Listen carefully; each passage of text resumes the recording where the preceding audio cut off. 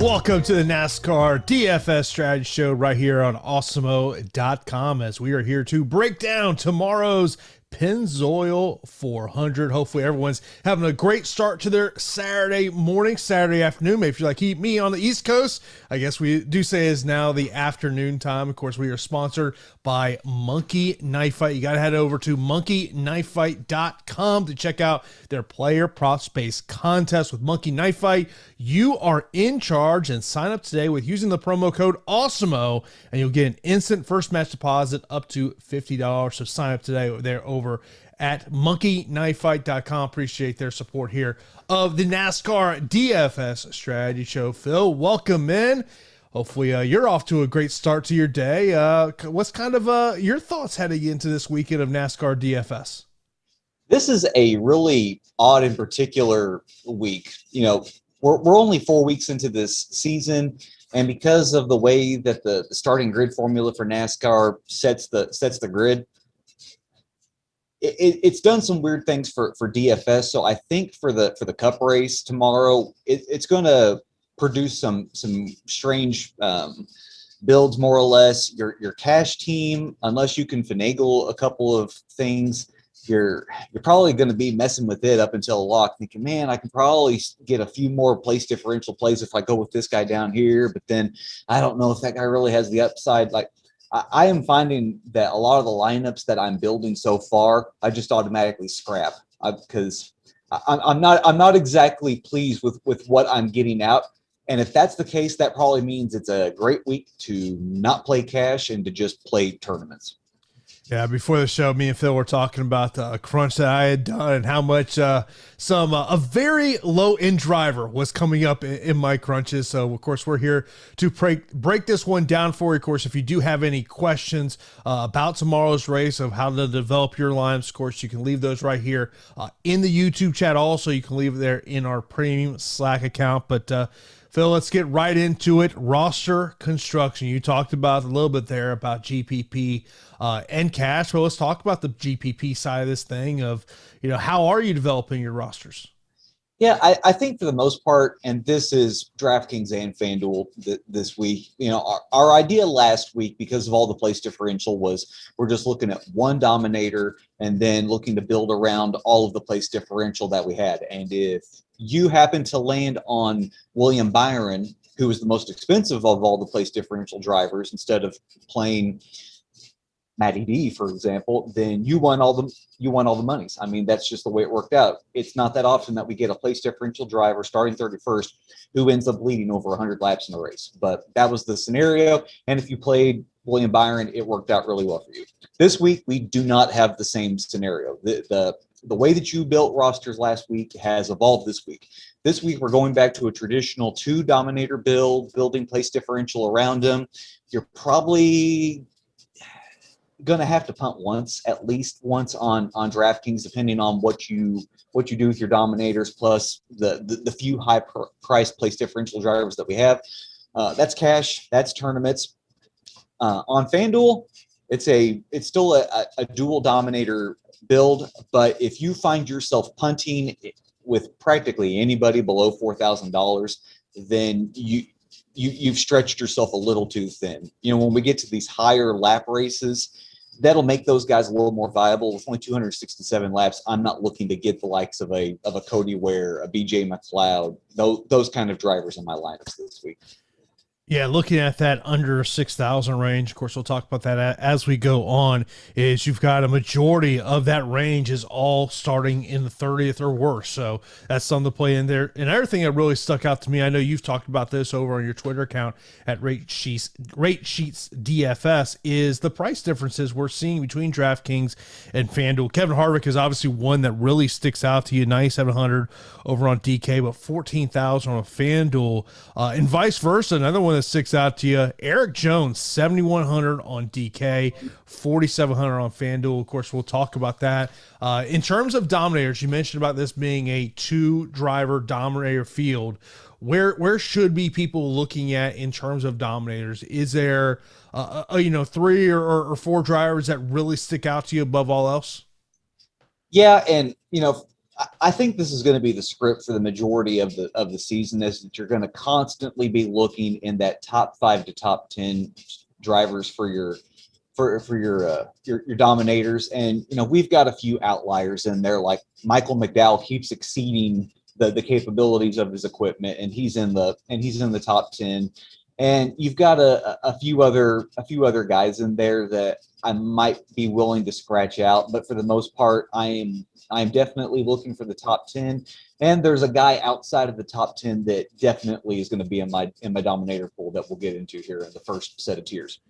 I wonder if that potentially is going to be a name that's already come up in the chat, that being Joey Logano. We'll find out here momentarily if that is the name that Phil is thinking about here. But looking at that tier 1 drivers, of course, these are the drivers that are in the 10K and 11K range over on DraftKings. So we got Kyle Busch starting 14th, Martin Truex Jr. starting 4th, Ryan Blaney starting 26th, Chase Elliott starting 8th, Brad Keselowski starting 10th, and Joey Logano starting 15th. Where do you want to start in this tier? I wonder just what's going on with the algorithm of DraftKings, that they are continuing to make Kyle Busch the most expensive driver. He was nearly $12,000 last week. Now, he started in the 20s last week. So, you got the overall gist of why he was that most expensive driver. But this week he's lost place differential and he's still the most expensive driver. This is a track that he's only won at once, and I believe that was during like the Generation 5 car. So we're talking about 8+ years since he's won here, and that we're talking about Cup car, not trucks or Xfinity. Those are two different beasts compared to the Cup Series. But he's still the most expensive driver. You get a little bit of a discount with him on FanDuel, and quite frankly, on FanDuel, because he starts 14th, if you wanted to play Kyle in lieu of a second dominator because of that place differential and on the hope that he might be able to get a few laps led points, I can get behind that. Truex is your most expensive, like true potential dominator that I'm considering on DraftKings at 11,100. He's won here before. He won the spring race 2 years ago, averaging 30.5 fastest laps, 22.5 laps led over the last 6 races. He's been really, really good here. Blaney is a problem. On FanDuel, he's almost like a core play because of that $10,700 salary. I think you just automatically lock him in. He's been really good here at Las Vegas. This sort of track suits him pretty well. He was winning this race last year before the late caution came out, and his team decided to go for tires, and it did not work out whatsoever for him. But at 10,800 on DraftKings, he makes you choose. Am I going to play Blaney instead of a second dominator? Because he's got all this place differential. We're just going to give him a top 5 finish based on his history here. So you're giving him 21 place differential points. However, at that salary, I'm probably going to need some dominator points in the process. And based off of what I've seen out of Blaney this year, I don't know if he's there yet. I mean, his team has been just throwing all sorts of weird strategies against the board, hoping something would stick, and it hasn't yet. Now, the fact that they're returning back to a track that Penske as a whole has been really good at over the years is definitely encouraging. But starting that far back in 26th, and then considering everybody else that he's going to have to contend with, much less his own teammates, I don't know if I can give him dominator points. So Blaney he's an enigma this week. I think you can play him in cash if you want to, instead of a second dominator. Just take the safety with his place differential, but don't be surprised if his two teammates, Brad Keselowski and Joey Logano, even though they're cheaper, they outscore him because of dominator points. Of course, if you do have any questions about any of these drivers, leave it right there in the YouTube chat. Also, you can leave it in our premium Slack account. We'll get to those questions as we go throughout the show. Of course, if you're unable to watch any of our shows live on YouTube, they are a part of the Awesemo Podcast Network. Just go to awesemo.com/podcast. Leave a 5-star rating and review on one of our podcasts with your Twitter handle or email address, and you will be eligible to win a free week of Awesemo Plus Platinum. One winner will be awarded every Friday. Our reviews will be eligible to win up to 1 year from now. There you see Tyler Scott there on the screen where you can sign up over there at awesemo.com. Whether you want to listen, say, on Apple Podcasts, Spotify, iHeartRadio, wherever you want to listen to the podcasts, they are there. Always appreciate the support that we get there. You mentioned about Ryan Blaney being a core FanDuel play at his price point. Is there someone in this price range that you look at as a core DraftKings play? It's going to be, I think it's going to be chalky, but it's going to be Joey Logano for me. I mean, we're talking about, he's won this spring race 2 years in a row. His crew chief, Paul Wolf, over his career, we're talking about 10 years with Penske. He's won this event four times. This is getting lost in the weeds, which we did last year, kind of in the latter part of the season. But now we're going back to the discussion of which Goodyear tires that they're using.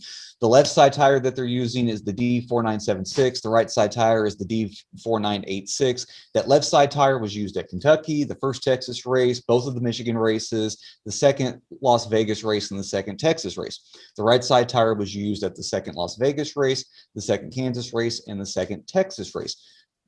Those were venues that were definitely good to Logano, and Logano was running well in this race last year before. I mean, it's weird how we had a late pit strategy that affected the first Las Vegas race, and then we had a late pit strategy that affected the second Las Vegas race. It worked out well for Logano in the first time. It didn't work out to his benefit in the second time. I say, based on the track history, based on, last week at Homestead, it was definitely disappointing to see Keselowski and Logano fade towards the end. But they put on tires late, hoping that there would be just some random caution. It did not work out for them. They definitely had cars set up for short-term runs, and I mean that final long-term run, it was definitely a long green flag sequence, which definitely played against those two, and it played against Blaney, and it played against Matty D. This should be more of a short run race, and when it comes to those races, I've got to give the nod to Logano. We'll mention a comment from Jacob. He said Joey Logano starting 15th. I think he's going to be a potential dominator, even not starting in the top 5. And I'll kind of piggyback off that. When you're looking at dominators and someone who says he's not starting in the top 5, maybe in the top 10, what's kind of your general thought process on that in terms of this track? Yeah. Overall, I look to see just what the driver has done, of course, at this track and at the subsequent tracks just like it. And I mean, the numbers suggest that Logano is going to get to the front. I mean, it's not like his overall starting position has been that fantastic. Like, he's just been given a bunch of front rows to work with during this time. His average starting position is 9th. So he's starting a little bit further back than what he typically does here at Las Vegas, but he still has to move his way forward, and that's something I definitely anticipate him to do tomorrow.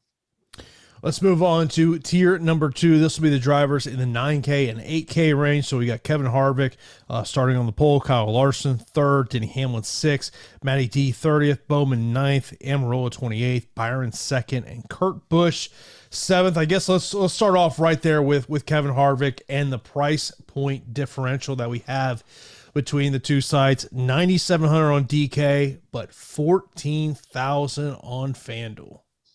Yeah, this is a rather large discrepancy, and we've only seen this for 2 weeks in a row, and this might be what DraftKings is going to do for the rest of the season. They may continue to underprice the pole sitter. I mean, DraftKings has access to the same information that we do. This worry about what happens to the pole sitter, and I mean, last week Denny Hamlin was going to start on the pole. He failed pre-race inspection, had to go to the back, and whether you look at it as Logano was our pole sitter or Christopher Bell was our pole sitter, neither of them did good last week. So once again, it was another week to get off the pole sitter. So DraftKings has the same information, and perhaps in underpricing Harvick,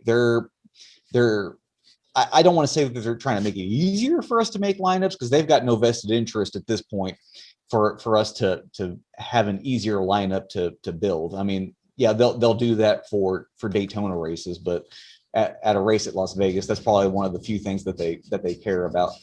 But in cash games, I say you play Harvick. We know how good he is at Las Vegas. He won here back in the spring race of 2018. He's got a bunch of other top 5, top 10 finishes to his name. He led the most laps in this race as the pole sitter last year. He kind of fell back towards the end of the race, I believe. Yeah, he finished 8th, but I mean, still, he was your top dominator in that race last year.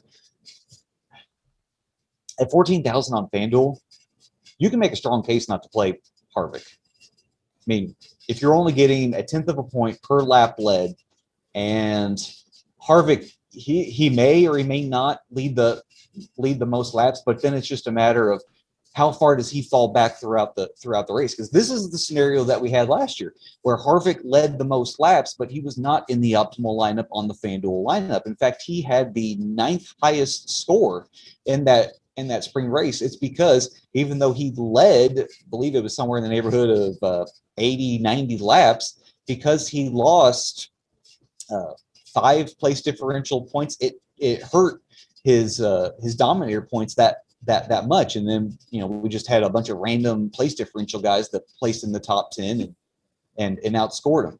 So at 14K, like, if you don't want to play Harvick because of what he needs in order to make value, I mean, I can fully understand that, especially in cash. Like, when I built my placeholder cash lineup on FanDuel, I definitely did not start with Harvick. I went elsewhere in that lineup, trying to go for guys that are starting a little bit further down the line that can get place differential and get those dominator points. But on DraftKings, I think they've kind of put us in a position, especially for cash, where you just have to play them. Yeah, and of course, if you want to get access to our ownership projections, all you got to do is sign up for an Awesemo Plus weekly pass for $29.95. Gives you access to our ownership projections, our player projections, our top tools that we have there. Of course, also gives you access to our premium slide count. If you just want a NASCAR weekly pass, you can get that for $9.95. Stop guessing, start winning.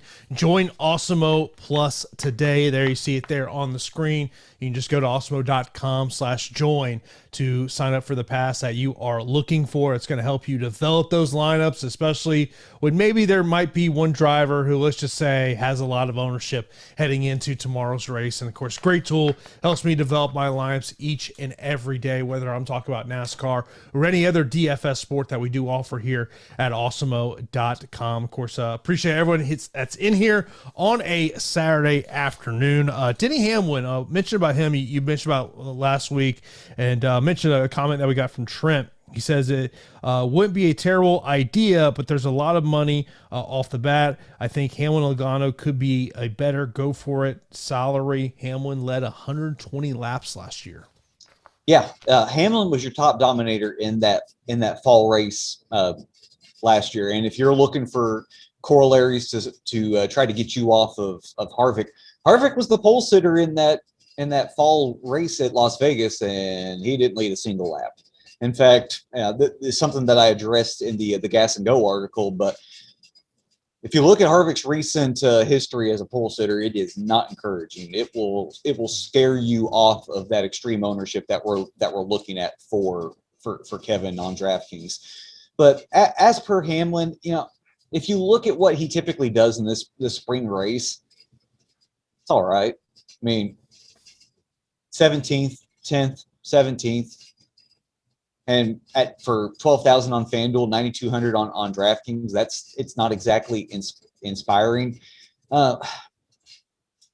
The intermediate tracks, like when I'm looking to Hamlin as a possible play, it's generally an evening race, or we're looking at hot and slick conditions, and we're not getting either of those with Hamlin. So, this week on the race sheets, I don't have Hamlin listed as a dominator play, a tournament play, or a cash play. He's probably just a guy that I'm not going to end up on this week. Now, if you want to play him because you like his prospects, you like what he did last year. He did have 2 wins at intermediate tracks in 2020 out of the 11 races. If you want to play him to try to jump on this ownership, that's probably a good idea. But for me personally, looking ahead at him, I don't think I'm going to have any Hamlin this Sunday. course, appreciate everyone that's here. If you are not subscribed to Awesemo on YouTube, be sure to subscribe to the channel. We got shows for you each and every day. Of course, come up here later today at 3 o'clock Eastern time. We got the NHL strategy show. And then at 4 o'clock Eastern time, we'll have the UFC Live Before Lock show. So hit subscribe. Also, hit that notification bell so you know when a show is live on the channel. Of course, also like the video here. That does help us out a lot as well. Looking at some other drivers, Kyle Larson, I want to mention him, a price difference between the two platforms as well. He's 9,400, 11,700. You're just talking about Denny Hamlin. He's got a price difference of 9,200 and 12,000. And vice versa for Matty D, 9,000 on DK, but 7,800 over on FanDuel. Yeah. And here we are once again with Matty D starting in the 30s. At a high price tag, and the question is, can you not play him? Well, of course you cannot play him. It hasn't worked out for several weeks. He just continues to fall into this bad pattern of luck or bad calls by his crew chief. And last week he was a top 15, top 20 car, but then by the end of that race, as the sun went down, his car fell apart. Of course, all of the Penske cars fell apart. So, I mean, that was to be expected, but we're returning once again back to a track that Penske runs really well at. Matty D, for his own credit, he finished second in both of these races last year. Now, that was a little hook or crook because of the way that the pit strategy fell. But, I mean, nonetheless, he was running up there. He was running strong, and he was able to get those strong finishes. And even if we don't get second place finishes or top fives or top tens out of Matty D, we're probably still going to get a top 20 out of him, provided that he doesn't have a rogue brake line issue again, or Ross Chastain doesn't try to throw the block of the century on him with 90 to go. We're just hoping that these random circumstances and consequences that have befallen Matty D, they don't continue for the fourth week. So for cash, you're locking him in again, especially on FanDuel at that decreased salary of 7,800. And it's going to be tough to get away from him on tournaments. Like for DraftKings tournaments, it's going to be the build most people are going to go with is pick your dominator, pick your second dominator, and hey, here's Matty D at 9,000 who gives me lots of place differential. Let's go with that. And then I got to fill out with 7 and 6K guys. I mean, based on what we've seen, you can get away from Matty D because, quite frankly, he knows that he doesn't have a ride here in the 21 next season, and he just, he may be choking under the circumstances. Besides what crazy things have happened to this team. So if you wanted to take a bet on Matty D just not being good once again, I mean, that works. And in this range, you have two great pivots. You've got a cash pivot in Almirola at 8,600, and then you've got a tournament pivot there in Bowman at 8,800 that could be a possible mini dominator, more or less. I want to mention a couple of questions here. First off, from JJT.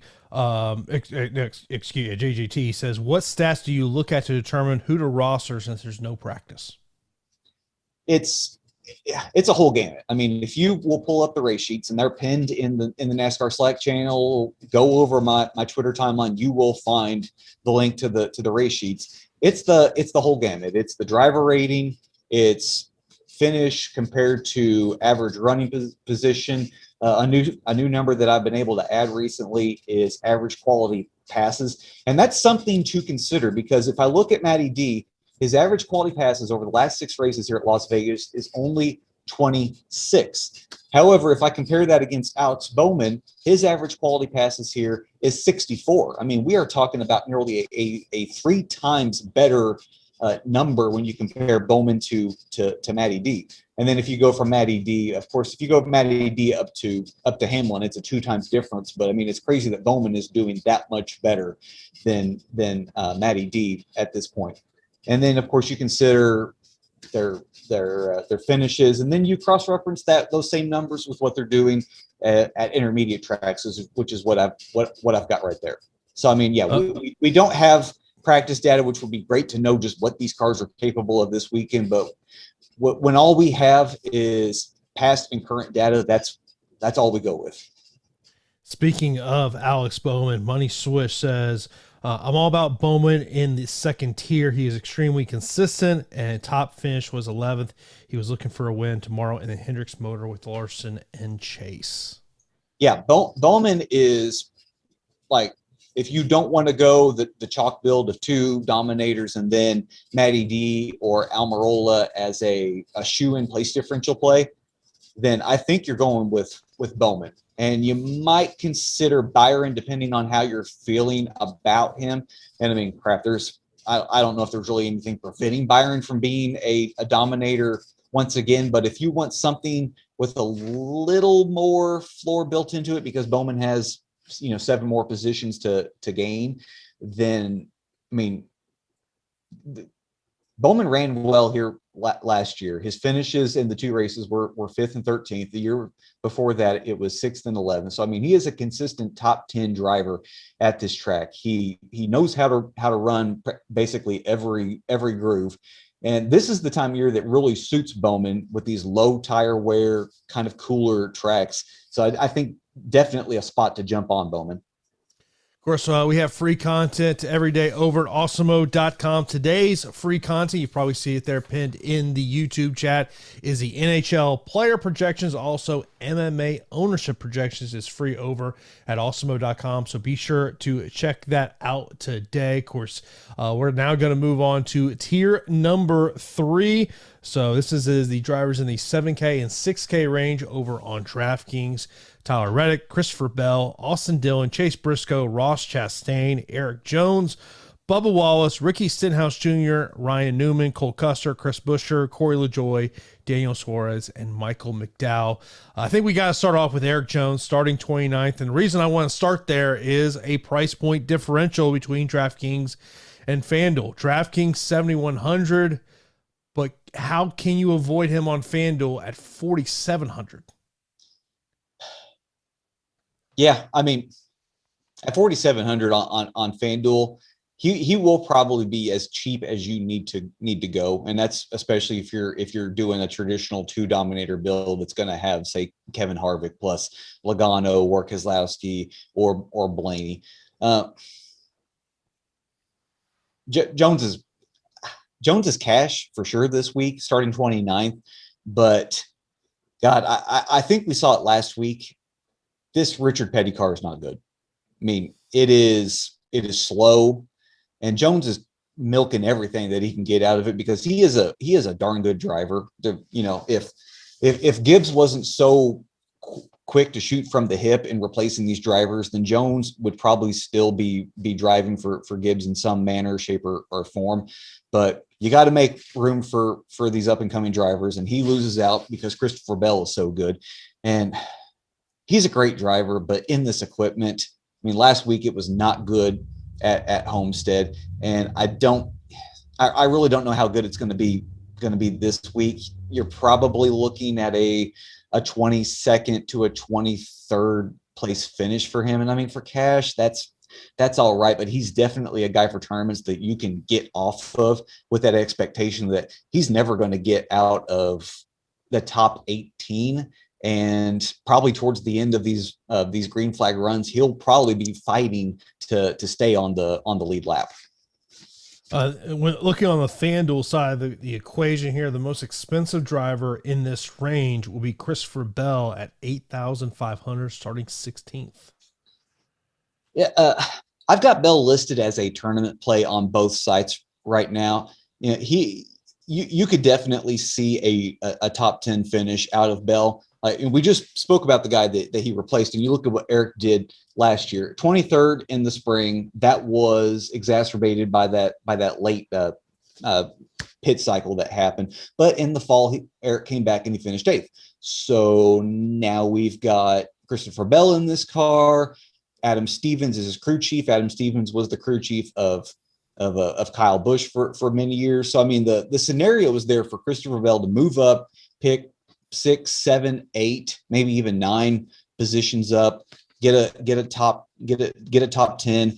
And in this area, like, I'm not looking at our ownership right now, but I don't know how popular anybody in the high sevens is going to be on DraftKings, because it's so easy to drop down and play Chase Briscoe starting 24th, play Chastain starting 21st. 21st. We were talking about Eric Jones, and then you've got Bubba in 23rd. Depending on how you feel about Austin Dillon and Tyler Reddick, and there might be some love for Tyler Reddick based on that second place finish last week. But Bell, I think, is in line for a really good finish and should be a top consideration as a tournament play. Looking at in terms of place differential, what's your thoughts on Corey LaJoie starting 33rd?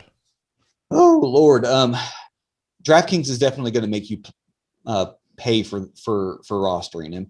I kind of figured after that finish last week, losing his engine, that DraftKings was going to keep him in the 5K range, but DraftKings is committed to keeping LaJoie up. I mean, I bet we can think about this like what was going on with Daniel Suarez last year in that Gaunt Brothers car, where even though it was not a good car, and Daniel Suarez is probably a pretty good driver, but because of all that place differential that Suarez continually had, even though he could only pick up 10 spots at a maximum per race, DraftKings continually kept him in the low 6K range.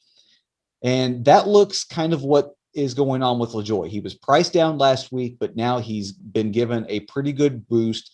Perhaps this is on the heels of everybody knowing that this car is affiliated with Chip Ganassi. So there's the expectation that this car is better than what happened last week. And, LaJoie was running in the mid to late 20s last week before that engine gave up. So projection-wise, I think you can give LaJoie probably what he's done here in the past, which is about a 22nd to a 21st place finish.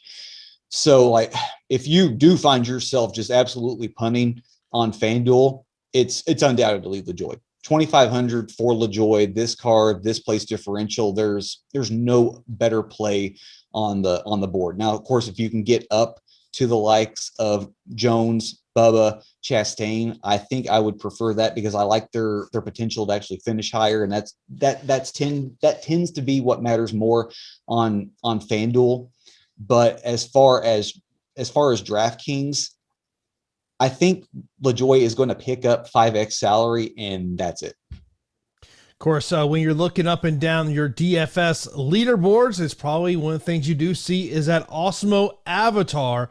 And if you rock our avatar on your DFS profile, you'll win a free month of Awesemo Plus when you place within the top 3 in any GPP of 5,000 plus entries. Head over to awesemo.com/announcement/avatar, or simply Google search Awesemo avatar for instructions on how to download that image. Always love seeing that Awesemo logo pop up in those top GPPs over there. Looking at Michael Mcdowell is someone we've brought up a little bit earlier. You had a great stat in your article this week that people can check out at awesemo.com, where you mentioned there's only been 2 drivers to finish in the top 10 in all 3 races, and one of them is Michael McDowell. Yeah, McDowell is consistently overachieving in this vehicle. If people will look back to the preview article, I tried to settle some fears, because people are starting to lose their minds that, this is going to be the ultimate year of parity. NASCAR has put a freeze on what teams can do with parts. So this means that everybody's a little more even, since the top teams can't invest any more money into parts. It means that these lower tier teams are able to finally catch up. And yes, there's definitely truth to that. But I mean, my God, I think we're definitely overreacting, and especially in terms of Michael McDowell, who consistently finishes better than his average running position. Taking advantage of what happens late in the race to get himself into the top 10. He was in the right place at the right time in the Daytona 500, being able to win that race after Keselowski and Logano wrecked themselves out.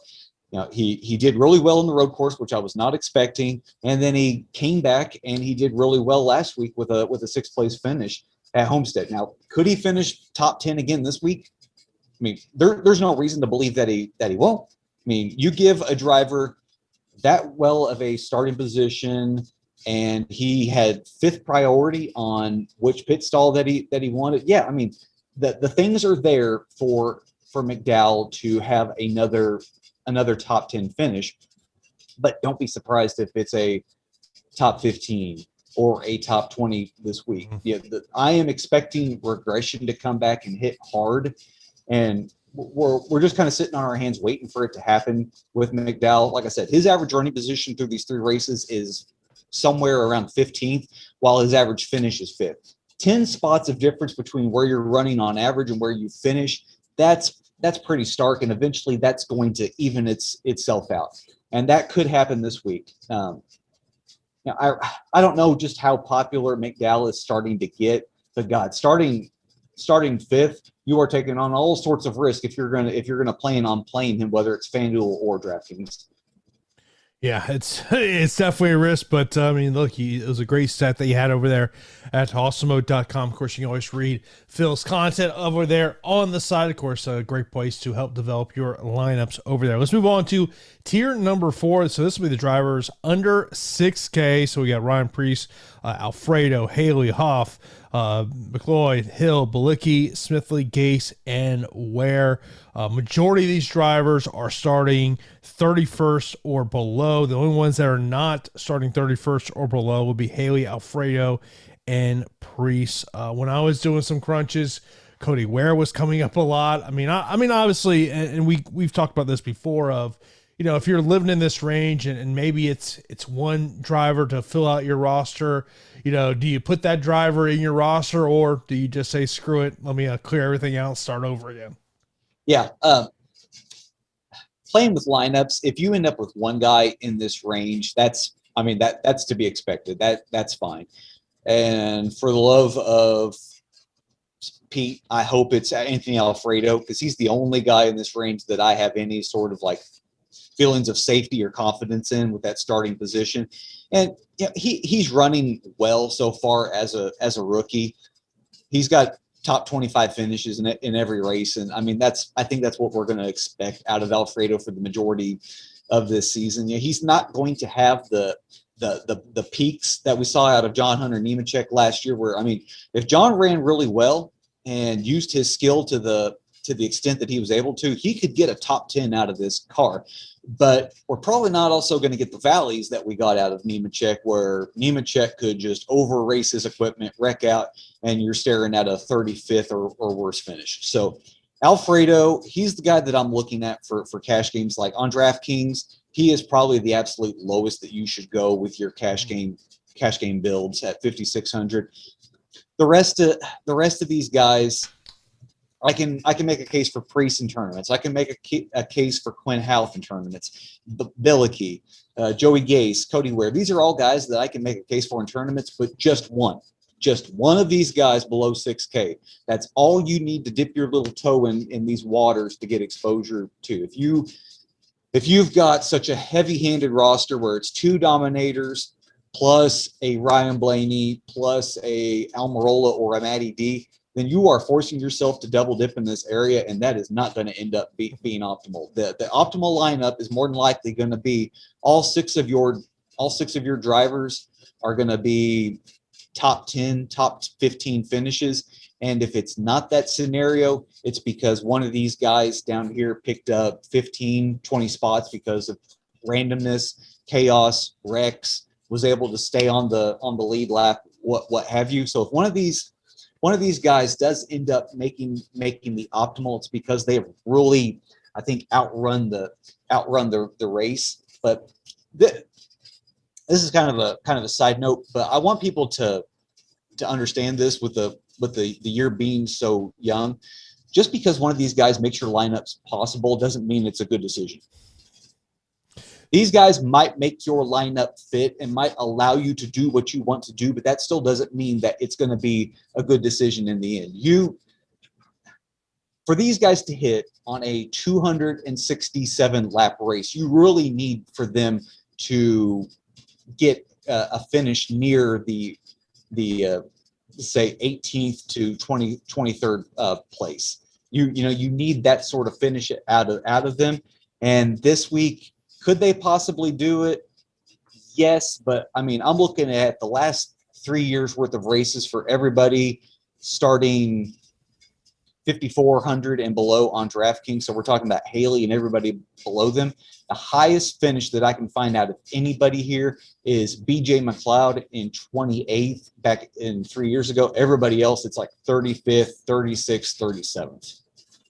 Of course, if you do have any questions, start lining those up in the YouTube chat, also in our premium Slack account. We'll get to those questions here momentarily. If you are not subscribed to the channel, be sure to subscribe to Awesemo right here on YouTube. Also, you got to hit that notification bell so you know when a new show is live here on the channel. Coming at 3 p.m. Eastern time, we will have the NHL Strategy Show. And by the way, speaking of NHL player projections are free today on the website, so head over to awesemo.com. Also, be sure to like this video. That we really do appreciate that as well, but be sure you're subscribed to the channel to get that. I want to mention a question that came in a little earlier in relation to two drivers who are down here in this range. Max saying for last two in cash, would you prefer Suarez and Custer or Jones and Alfredo?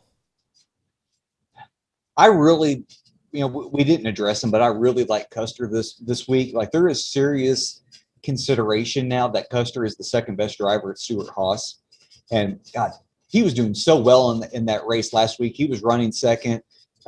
Homestead was a track that he's run out well in the Xfinity Series, and we probably should have seen it coming. And he was well on his way to having that second or at least a top 5 finish, but then he cut down the tire with two laps to go. And believe it or not, that really affected how tournaments fell last week. As much as I like Custer, I think the idea of going Jones and Alfredo sounds a little safer for cash, just because you're getting that much place differential built into it. Jacob says, he goes, I watched the truck race and there was a lot of passing and a lot of moving around in this race. I want to know if this is a kind of race where you can play just one top tier driver. Be careful about the conclusions that you draw from a truck or Xfinity race to the Cup race. Because I mean, trucks, we're talking about spec engines first of all. And then in the Xfinity Series, it's a different package, and quite frankly, most weeks that package looks better on TV than it does in the 550 horsepower or 750 horsepower that we see in the Cup Series.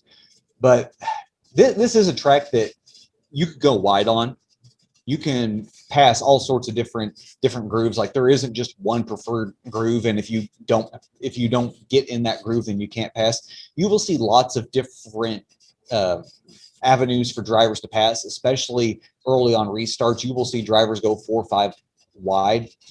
But once again, more laps equals more dominator points. So if you wanted to try the idea of a single dominator plus place differential, then you are necessarily playing Ryan Blaney plus Matty D, and probably even trying to sneak in Eric Almirola.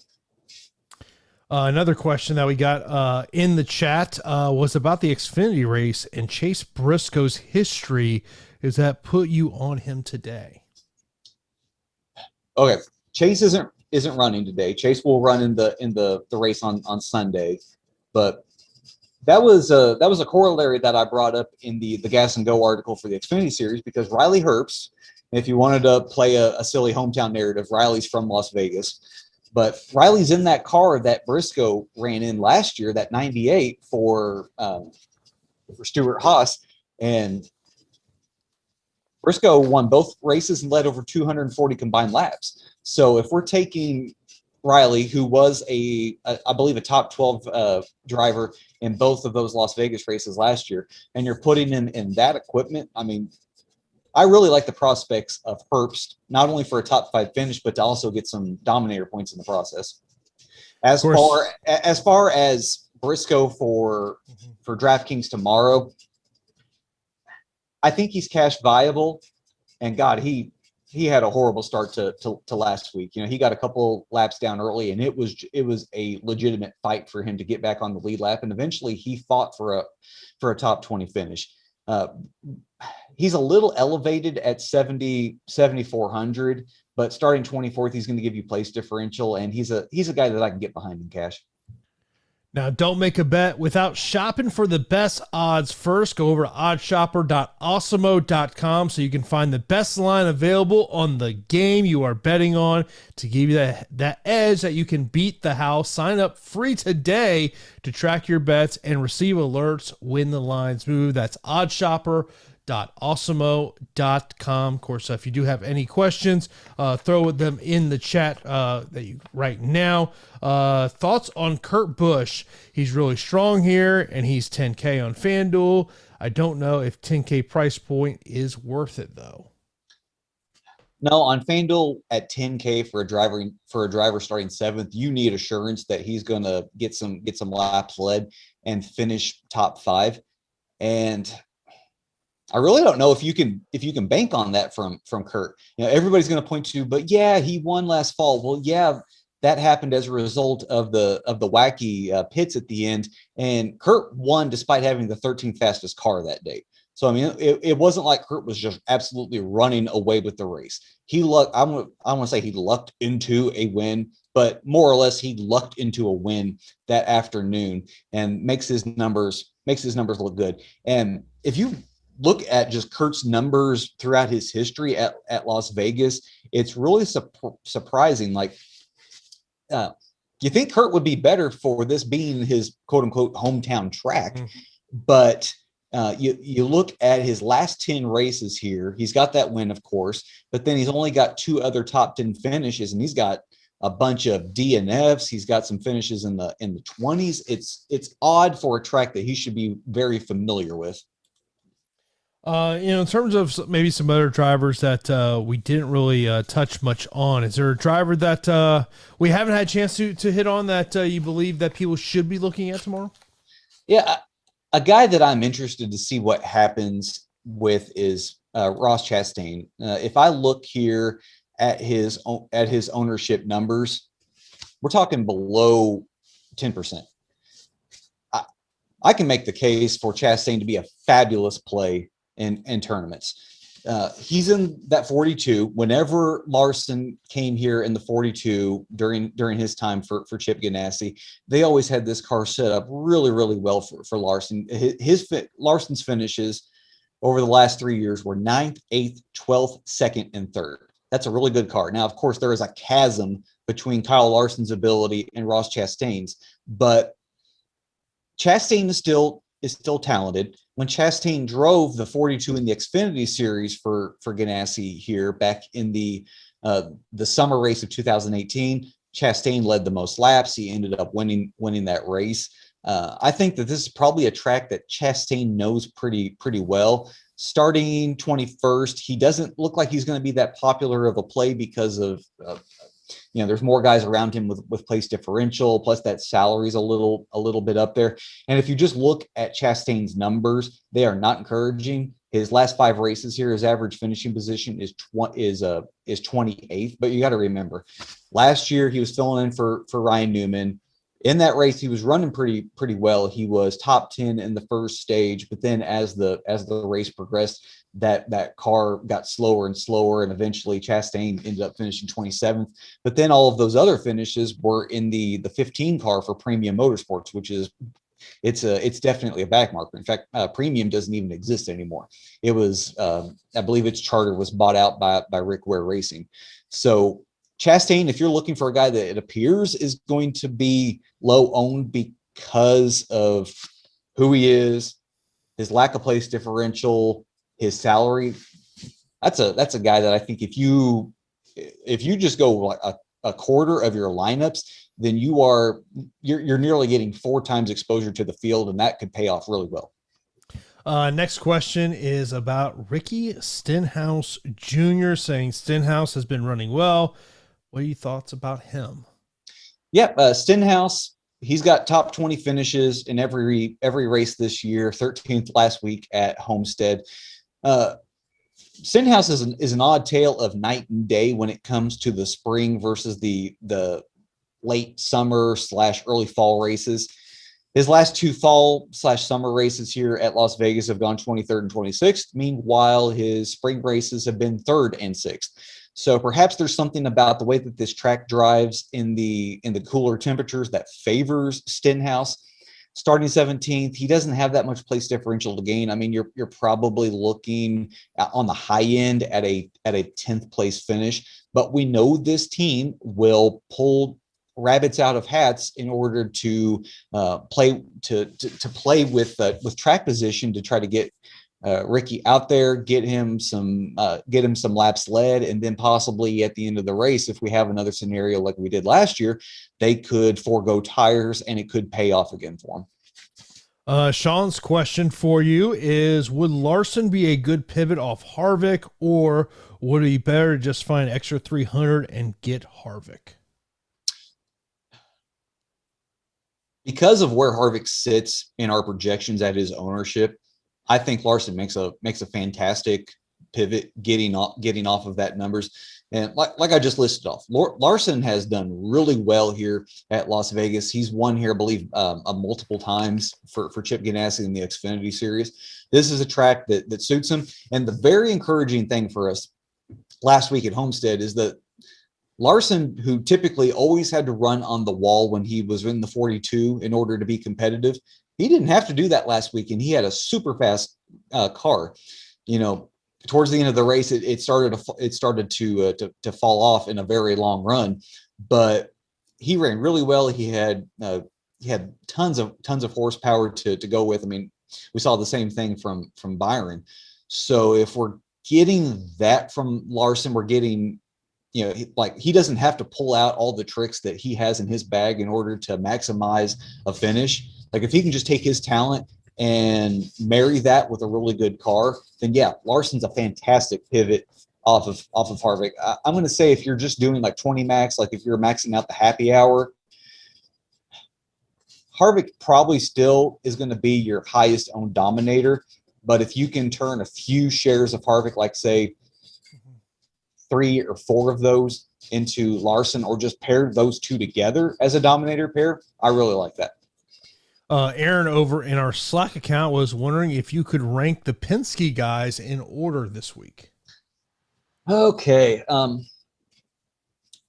I've professed my love for Logano, but the more and more I toss this back in my head, I think I'm going to give the slight, like it's a hair of a nod to Keselowski over Logano. And this is something that we didn't reference, but if you look at the 9 races last year at intermediate tracks with low tire wear, then Keselowski had the best average finish at 6.4. He had an average running position at 10.2. He ran really strong, and then Harvick was second in those categories. Then you got Blaney, and you have to go down the board before you finally get to Logano. So I think for that reason, I'm going to go Brad first, Logano second, and then Blaney. But you know, Blaney is safer because of his place differential, but I am a little concerned about the way that Blaney has started off this young season. Yeah, that's been something we've talked about, especially the last 2 weeks in terms of Ryan Blaney. Of course, don't forget tomorrow we will have Live Before Lock On. We'll be on, I believe, at 2 p.m. Eastern time is when we'll be on for Live Before Lock, leading into the NHL Strategy Show. Of course, NHL Strategy Show will be coming up here in about 2 hours from now here at 3 o'clock Eastern time. UFC Live Before Lock will follow that, so make sure to tune in to both of those shows.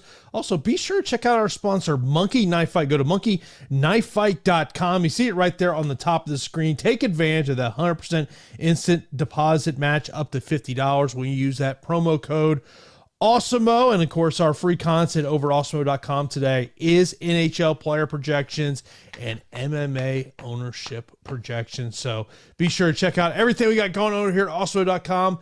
Good luck to you. We will talk to you tomorrow for Live Before Lock for the NASCAR race tomorrow.